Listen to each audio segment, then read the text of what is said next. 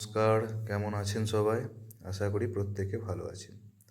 আজকে আমরা রবীন্দ্রনাথ ঠাকুরের গল্পগুচ্ছ থেকে একটি গল্প পাঠ করব। গল্পের নাম পোস্টমাস্টার। প্রথম কাজ আরম্ভ করিয়াই উলাপুর গ্রামে পোস্টমাস্টারকে আসিতে হয়। গ্রামটি অতি সামান্য। নিকটে একটি নীলকুঠি আছে। তাই কুঠি সাহেব অনেক জোগাড় করিয়া এই নতুন পোস্ট অফিস স্থাপন করিয়াছেন। আমাদের পোস্টমাস্টার কলকাতার ছেলে। জলের মাছকে ডাঙায় তুলিলে যেরকম হয়, এই গণ্ডগ্রামের মধ্যে আসিয়া পোস্টমাস্টারেরও সেই দশা উপস্থিত হইয়াছে। একখানি অন্ধকার আটচালার মধ্যে তাহার আপিস। দূরের একটি পানা পুকুর ও তাহার চারিপাড়ে জঙ্গল। কুঠির গোমস্তা প্রভৃতি যে সকল কর্মচারী আছে, তাহাদের ফুরসত প্রায় নাই, এবং তাহারা ভদ্রলোকের সহিত মিশিবার উপযুক্ত নহে। বিশেষত কলকাতার ছেলে ভালো করিয়া মিশিতে জানে না। অপরিচিত স্থানে গেলে হয় উদ্ধত হয়, নয় অভিপ্রেত হইয়া থাকে। এই কারণে স্থানীয় লোকের সহিত তাহার মেলামেশা অধিক হইয়া ওঠে না।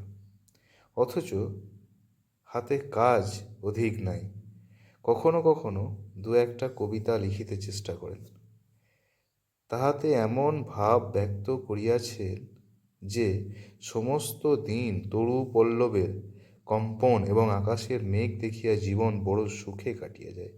কিন্তু অন্তর্যামী জানেন, যদি আরব্য উপন্যাসের কোনো দৈত্য আসিয়া এক রাতের মধ্যে এই শাখা পল্লব সমেত সমস্ত গাছগুলো কাটিয়া পাকা রাস্তা বানাইয়া দেয় এবং সারি সারি অট্টালিকা আকাশের মেঘকে দৃষ্টিপথ হইতে রুদ্ধ করিয়া রাখে, তাহা হইলেই আধমরা ভদ্র সন্তানটি পুনশ্চ নবজীবন লাভ করিতে পারে। পোস্টমাস্টারের বেতন অতি সামান্য। নিজে রাঁধিয়া খাইতে হয় এবং গ্রামের একটি পিতৃমাতৃহীন অনাথা বালিকা তাহার কাজকর্ম করিয়া দেয়। চারিটি খাইতে পায়। মেয়েটির নাম রতন, বয়স 12-13। বিবাহের বিশেষ সম্ভাবনা দেখা যায় না। সন্ধ্যার সময় যখন গ্রামের গোয়ালঘর হইতে ধূম কুণ্ডলিত হইয়া উঠিত, ঝোপে ঝোপে ঝিল্লি ডাকিত, দূরে গ্রামের নেশাখোর বাউলের দল খোল করতাল বাজাইয়া উচ্চস্বরে গান জুড়াইত, যখন অন্ধকার দাওয়ার একলা বসিয়া গাছের কম্পন দেখিলে কবি হৃদয়েও ঈষৎ হৃৎকম্প উপস্থিত হইত, তখন ঘরের কোণে একটি ক্ষীণ শিখা প্রদীপ জ্বালিয়া পোস্টমাস্টার ডাকিতেন, রতন। রতন দ্বারে বসিয়া ওই ডাকের জন্য অপেক্ষা করিয়া থাকিত, কিন্তু এক ডাকেই ঘরে আসিত না। বলিত, কি গা বাবু, কেন ডাকছ? পোস্টমাস্টার, তুই কি করছিস? রতন, এখনই চুলো ধরাতে যেতে হবে, হেসেলের। পোস্টমাস্টার, তোর হেঁসেলের কাজ পরে হবে, এখন একবার তামাকটা সেজে দিত। অনতি বিলম্বে দুটি গাল ফুলাইয়া কলিকায় ফু দিতে দিতে রতনের প্রবেশ। হাত হইতে কলিকাটি লইয়া পোস্টমাস্টার ফস করিয়া জিজ্ঞাসা করে, আচ্ছা রতন, তোর মাকে মনে পড়ে? সে অনেক কথা, কতক মনে পড়ে, কতক মনে পড়ে না। মায়ের চেয়ে বাপ তাহাকে বেশি ভালোবাসিত। বাপকে অল্প অল্প মনে আছে। পরিশ্রম করিয়া বাপ সন্ধ্যাবেলায় ঘরে ফিরিয়া আসিত, তাহারই মধ্যে দৈবাৎ দু একটি সন্ধ্যা তাহার মনে পরিষ্কার ছবির মতো অঙ্কিত আছে। এই কথা হইতে হইতে ক্রমে রতন পোস্টমাস্টারের পায়ের কাছে মাটির উপর বসিয়া পড়িত। মনে পড়িত, তাহার একটি ছোট ভাই ছিল। বহু পূর্বেকার বর্ষার দিনে একদিন একটা ডোবার ধারে দুজনে মিলিয়া গাছের ভাঙা ডালকে ছিপ করিয়া মিছামিছি মাছ ধরা খেলিত। অনেক গুরুতর ঘটনার চেয়ে সেই কথাটাই তাহার মনে বেশি উদয় হইত। এইরূপ কথা প্রসঙ্গে মাঝে মাঝে বেশি রাত হইয়া যাইত, তখন আলস্যক্রমে পোস্টমাস্টারের আর রাঁধিতে ইচ্ছা করিত না। সকালের বাসি ব্যঞ্জন থাকিত এবং রতন তাড়াতাড়ি উনুন ধরাইয়া খান কয়েক রুটি সেঁকিয়া আনিত। তাহাতেই উভয়ের রাত্রের আহার চলিয়া যাইত। একদিন সন্ধ্যাবেলা সেই বৃহৎ আটচালার কোণে আপিসের কাঠের চৌকির উপর বসিয়া পোস্টমাস্টার নিজের ঘরের কথা পাড়িতেন। ছোট ভাই, মা, দিদির কথা। প্রবাসে একলা ঘরে বসিয়া যাহাদের জন্য হৃদয় ব্যথিত হইয়া উঠিত তাহাদের কথা। যে সকল কথা সর্বদা মনে উদয় হয়, অথচ নীলকুঠির গোমস্তাদের কাছে যাহা কোনো মতেই উত্থাপন করা যায় না, সেই কথা একটি অশিক্ষিতা ক্ষুদ্র বালিকা বলিয়া যাইতেছেন। কিছু মাত্র অসঙ্গত মনে হইত না। অবশেষে এমন হইল, বালিকা কথোপকথনকালে তাহার ঘরের লোকদিগকে মা, দিদা, দাদা বলিয়া চিরপরিচিতের ন্যায় উল্লেখ করিত। এমনকি তাহার ক্ষুদ্র হৃদয়পটে বালিকা তাহাদের কাল্পনিক মূর্তিও চিত্রিত করিয়া লইয়াছিল। একদিন বর্ষাকালে মেঘ মুক্ত দ্বীপ প্রহরে ঈষৎ তপ্ত সুকোমল বাতাস দিতেছিল। রৌদ্রে ভিজা ঘাস গাছপালা হইতে এক প্রকার গন্ধ উত্থিত হইতেছিল। মনে হইতেছিল যেন ক্লান্ত ধরণীর উষ্ণ নিঃশ্বাস গায়ের উপরে আসিয়া লাগিতেছে, এবং কোথাকার এক নাছোড় বান্দা পাখি তাহার একটানা সুরের নালিশ সমস্ত দুপুরবেলা প্রকৃতির দরবারে অত্যন্ত করুণ স্বরে বারবার আবৃত্তি করিতেছিল। পোস্টমাস্টারের হাতে কাজ ছিল না। সেদিনকার বৃষ্টি ধৌত মসৃণ চিক্কণ তরুপল্লবের হিল্লোল এবং পরাভূত বর্ষার ভগ্নাবশিষ্ট রৌদ্র শুভ্র স্তূপাকার মেঘস্তর বাস্তবিকই দেখিবার বিষয় ছিল।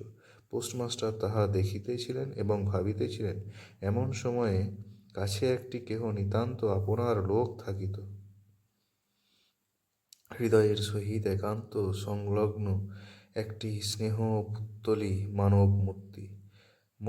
ক্রমে মনে হইতে লাগিল, সেই পাখি ওই কথাই বারবার বলিতেছে, এবং এই জনহীন তরুচ্ছায়া নিমগ্ন মধ্যাহ্নের পল্লবমর্মরের অর্থও কতকটা এরূপ। কেহ বিশ্বাস করে না এবং জানিতেও পায় না। কিন্তু ছোট ছোট পল্লীর সামান্য বেতনের সাব পোস্টমাস্টারের মনে গভীর নিস্তব্ধ মধ্যাহ্নে দীর্ঘ ছুটির দিন এইরূপ একটা ভাবের উদয় হইয়া থাকে। পোস্টমাস্টার একটা দীর্ঘশ্বাস ফেলিয়া ডাকিলেন, রতন। রতন তখন পেয়ারাতলায় পা ছড়াইয়া দিয়া কাঁচা পেয়ারা খাইতেছিল। প্রভুর কণ্ঠস্বর শুনিয়া অবিলম্বে ছুটিয়া আসিল। হাঁপাইতে হাঁপাইতে বলিল, দাদাবাবু ডাকছ? পোস্টমাস্টার বলিলেন, তোকে আমি একটু একটু করে পড়তে শেখাবো বলিয়া সমস্ত দুপুরবেলা তাহাকে লইয়া স্বরে আ স্বরে অ কহিলেন, এবং এইরূপে অল্প দিনেই যুক্ত অক্ষর উত্তীর্ণ হইলেন। শ্রাবণ মাসে বর্ষণের আর অন্ত নাই। খাল বিল নালা জলে ভরিয়া উঠিল। অহর্নিশি ভেকের ডাক এবং বৃষ্টির শব্দ। গ্রামের রাস্তা চলাচলের প্রায় এক প্রকার বন্ধ। নৌকা করিয়া হাটে যাইতে হয়। একদিন প্রাতঃকাল হইতে খুব বাদলা করিয়াছে।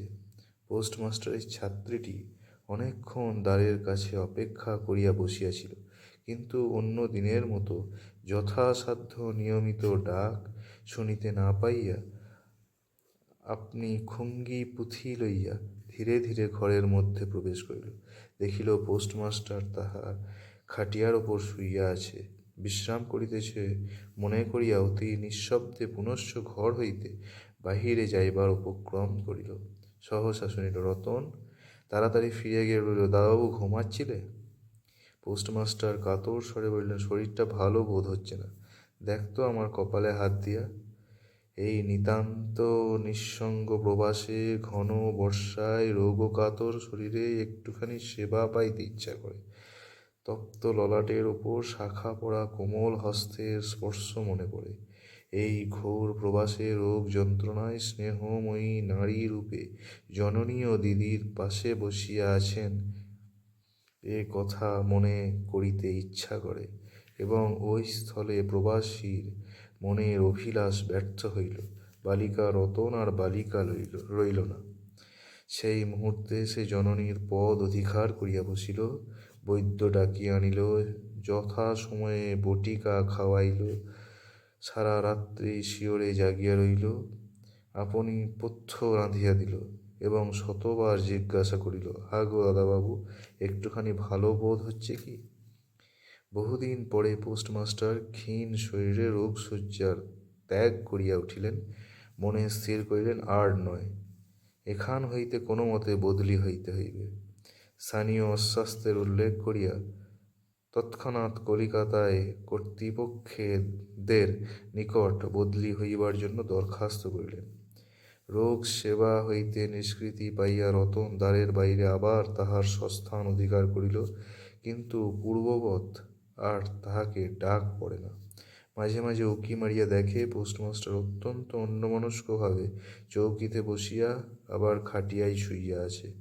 রতন যখন আহ্বান প্রত্যাশা করিয়া বসিয়া আছে, তিনি তখন অধীর চিত্তে তাহার দরখাস্তের উপর উত্তর প্রতীক্ষা করিতেছেন। বালিকা দ্বারের বাহিরে বসিয়া সহস্রবার করিয়া তাহার পুরানো পড়া পড়িল, পাছে যেদিন সহসা ডাক পড়িবে সেদিন তাহার যুক্তাক্ষর সমস্ত গোলমাল হয়ে যায়, এই তাহার একটা আশঙ্কা ছিল। অবশেষে সপ্তাহখানেক পরে একদিন সন্ধ্যাবেলায় ডাক পড়িল। উদ্বেলিত হৃদয়ে রতন গৃহের মধ্যে প্রবেশ করিয়া বলিল, দাদাবাবু, আমাকে ডাকছিলে? পোস্টমাস্টার বলিলেন, রতন, কালই আমি যাচ্ছি। রতন বলল, কোথায় যাচ্ছ দাদাবাবু? পোস্টমাস্টার, বাড়ি যাচ্ছি। রতন, আবার কবে আসবে? পোস্টমাস্টার, আর আসবো না। রতন আর কোনো কথা জিজ্ঞাসা করিল না। পোস্টমাস্টার আপনি তাহাকে বলিলেন, তিনি বদলির জন্য দরখাস্ত করিয়াছিলেন, দরখাস্ত নামঞ্জুর হইয়াছে, তাই তিনি কাজে জবাব দিয়া বাড়ি যাইতেছেন। অনেকক্ষণ আর কেহ কোনো কথা কহিল না। মিটমিট করিয়া প্রদীপ জ্বলিতে লাগিল এবং এক স্থানে ঘরের জীর্ণ চাল ভেদ করিয়া একটি মাটির সরার উপর টপ টপ করিয়া বৃষ্টির জল পড়িতে লাগিল। কিছুক্ষণ পরে রতন আস্তে আস্তে উঠিয়া রান্নাঘরে রুটি গড়িতে গেল। অন্য দিনের মতো তেমন চটপট হইল না। বোধ করি মধ্যে মধ্যে মাথার অনেক ভাবনা উদয় হইয়াছিল। পোস্টমাস্টারের আহার সমাপ্ত হওয়ার পর বালিকা তাকে জিজ্ঞেস করিল, দাদাবাবু, আমাকে তোমাদের বাড়ি নিয়ে যাবে?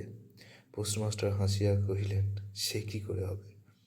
ব্যাপারটা যে কি কি কারণে অসম্ভব তাহা বালিকাকে বোঝানো আবশ্যক বোধ করিলেন না।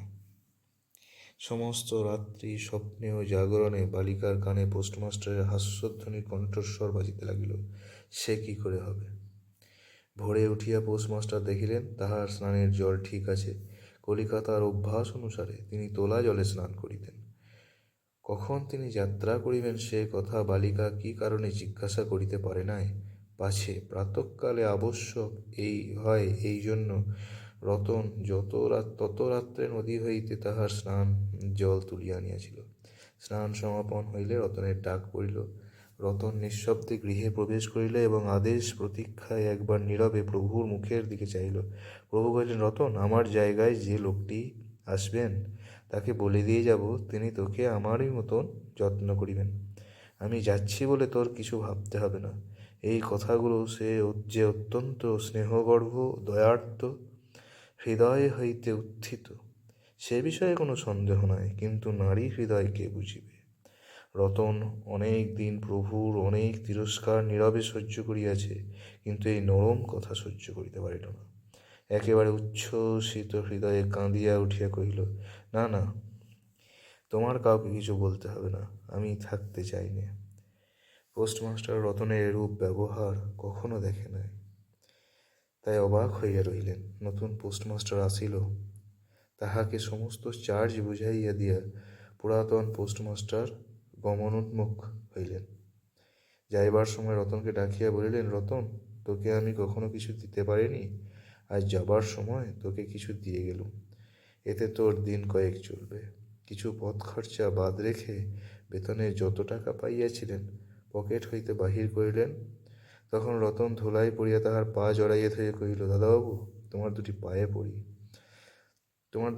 পড়ি, আমাকে কিছু দিতে হবে না। তোমার দুটি পায়ে পড়ি, আমার জন্য কাউকে কিছু ভাবতে হবে না, বলিয়া এক দৌড়ে সেখান হইতে পলাইয়া গেল। ভূতপূর্ব পোস্টমাস্টার নিঃশ্বাস ফেলিয়া হাতে কার্পেটের ব্যাগ ঝুলাইয়া, কাঁধে ছাতা লইয়া, মুটের মাথায় নীল ও শ্বেত রেখায় চিত্রিত ট্রেনের প্যাটরা তুলিয়া ধীরে ধীরে নৌকাভিমুখে চলিলেন। যখন নৌকায় উঠিলেন এবং নৌকা ছাড়িয়া দিল, বর্ষা বিস্ফোরিত নদী ধরণীর উচ্ছ্বলিত অশ্রুরাশির মতো চারিদিকে ছলছল করিতে লাগিল। তখন হৃদয়ের মধ্যে অত্যন্ত একটা বেদনা অনুভব করিতে লাগলেন। একটি সামান্য গ্রাম্য বালিকার করুণ মুখচ্ছবি যেন এক বিশ্বব্যাপী বৃহৎ অব্যক্ত মর্ম ব্যথা প্রকাশ করিতে লাগিল। একবার নিতান্ত ইচ্ছা হইল ফিরিয়া যায়, জগতের ক্রূর বিচ্যুত সেই অনাথিনীকে সঙ্গে করিয়া লইয়া আসি। কিন্তু তখন পালে বাতাস পাইয়াছে, বর্ষার স্রোতে খরতর বেগে বহিতেছে। গ্রাম অতিক্রম করিয়া নদী কূলের শ্মশান দেখা দিয়াছে, এবং নদী প্রবাহে ভাসমান পথিকের উদাস হৃদয়ে এই তত্ত্বের উদয় হইল, জীবনে এমন কত বিচ্ছেদ, কত মৃত্যু আছে, ফিরিয়া ফল কি, পৃথিবীতে কে কাহার। কিন্তু রতনের মনে কোনো তত্ত্বের উদয় হইল না। সে সেই পোস্ট অফিসের গৃহের চারিদিকে কেবল অশ্রুজলে ভাসিয়া ঘুরিয়া ঘুরিয়া বেড়াইতেছিল। বোধ করি তাহার মনে ক্ষীণ আশা জাগিতেছিল, দাদাবাবু যদি ফিরিয়া আসে। সেই বন্ধনে পড়িয়া কিছুতেই দূরে যাইতে পারিতেছিল না। হাই বুদ্ধিহীন মানব হৃদয়, ভ্রান্তি কিছুতেই ঘোচে না। যুক্তিশাস্ত্রের বিধান বহু বিলম্বে মাথায় প্রবেশ করে। প্রবল প্রমাণকেও অবিশ্বাস করিয়া মিথ্যা আশাকে দুই বাহু পাশে বাঁধিয়া বুকের ভিতর প্রাণপণে জড়াইয়া ধরা থাকে। অবশেষে একদিন সমস্ত নাড়ি কাটিয়া হৃদয়ের রক্ত শুষিয়া সে পলায়ন করে। তখন চেতনা হয় এবং দ্বিতীয় ভ্রান্তি পাশে পড়িবার জন্য চিত্ত ব্যাকুল হইয়া ওঠে। ধন্যবাদ।